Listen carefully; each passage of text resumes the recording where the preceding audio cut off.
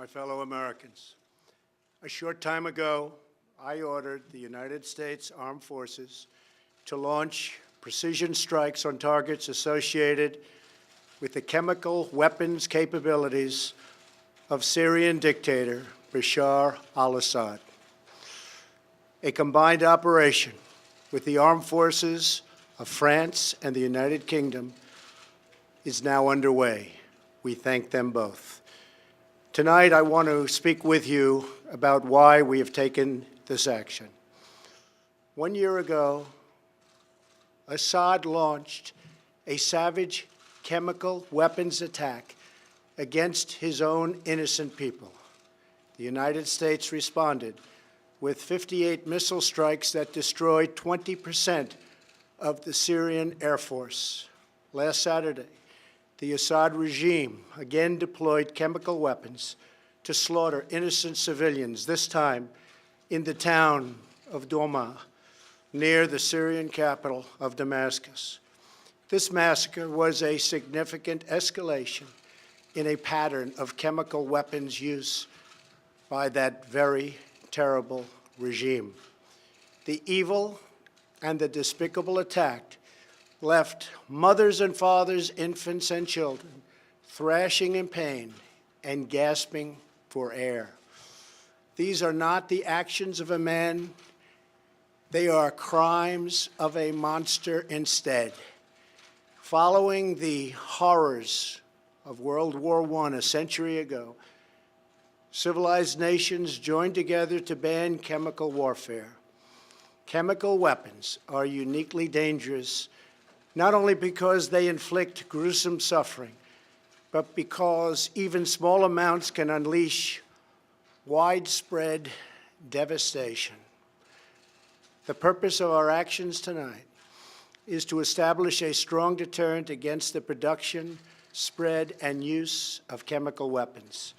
Establishing this deterrent is a vital national security interest of the United States.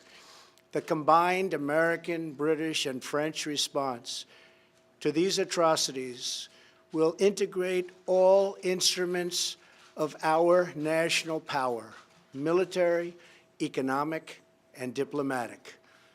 We are prepared to sustain this response until the Syrian regime stops its use of prohibited chemical agents. I also have a message tonight for the two governments most responsible for supporting, equipping, and financing the criminal Assad regime. To Iran and to Russia, I ask, what kind of a nation wants to be associated with the mass murder of innocent men, women, and children? The nations of the world can be judged by the friends they keep. No nation can succeed in the long run by promoting rogue states, brutal tyrants, and murderous dictators. In 2013, President Putin and his government promised the world that they would guarantee the elimination of Syria's chemical weapons. Assad's recent attack and today's response are the direct result of Russia's failure to keep that promise. Russia must decide if it will continue down this dark path or if it will join with civilized nations as a force for stability and peace. Hopefully, someday we'll get along with Russia and maybe even Iran, but maybe not. I will say this, the United States has a lot to offer. With the greatest and most powerful economy in the history of the world. In Syria, the United States, with but a small force being used to eliminate what is left of ISIS, is doing what is necessary to protect the American people. Over the last year, nearly 100% of the territory once controlled by the so-called ISIS Caliphate in Syria and Iraq has been liberated and eliminated. The United States has also rebuilt our friendships across the Middle East. we have asked our partners to take greater responsibility for securing their home region, including contributing large amounts of money for the resources, equipment, and all of the anti-ISIS effort.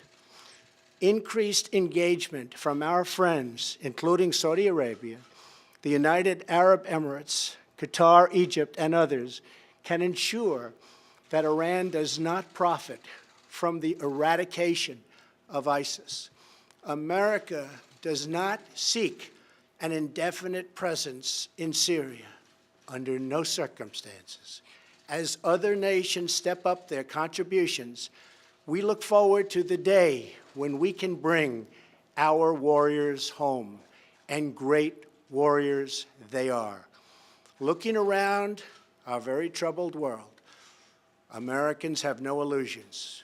We cannot purge the world of evil or act everywhere there is tyranny. No amount of American blood or treasure can produce lasting peace and security in the Middle East. It's a troubled place. We will try to make it better, but it is a troubled place.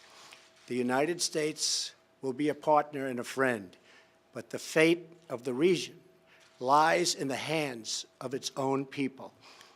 In the last century, we looked straight into the darkest places of the human soul.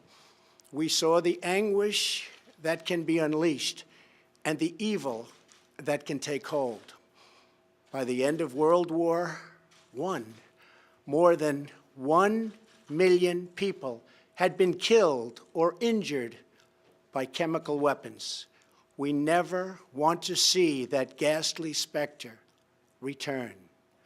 So today, the nations of Britain, France, and the United States of America have marshaled their righteous power against barbarism and brutality.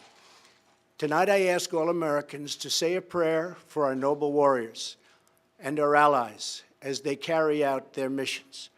We pray that God will bring comfort to those suffering in Syria. We pray that God will guide the whole region toward a future of dignity and of peace.